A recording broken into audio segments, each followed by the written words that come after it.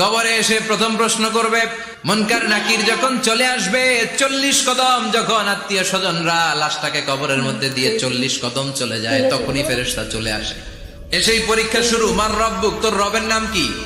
আমরা বলবো রব্বি আল্লাহ। দ্বিতীয় প্রশ্ন, ওমা দীনুক, তোমার ধর্মের নাম কি? আমরা কি বলবো? তৃতীয় প্রশ্ন, বিশ্বনবীর চেহারা দেখিয়ে বলা হবে, তারিফু হাদার রাজুল, এই লোকটারে চিনো নাকি? আমরা বলবো চিনি, আমাদের প্রাণের নবী। সব প্রশ্নের উত্তর তুমি পেরেছো। ফায়ুফসাহু লাহু কবরুহু 70 যিরান, আপনার কবরটারে 70 হাত লম্বা করে দেয়া হবে। ওয়ায়ুফতাহু লাহু বাবুন ইলাল জান্নাহ, আপনার কবর থেকে জান্নাতের দিকে দরজা খুলে দেয়া হবে। ওয়ায়ুলবাসু মিন লিবাসি আহলিল জান্নাহ, জান্নাতের 2টা রেশমি কাপড়ের পোশাক এনে আপনারে পরিয়ে দেয়া হবে। আর বলা হবে, নাম কানাউমিল আরুস, ঘুমাও। তোমাকে লম্বা সময় পাড়ে দিতে হবে, ঘুমাও। কানাউমিল আরুস, যেমনি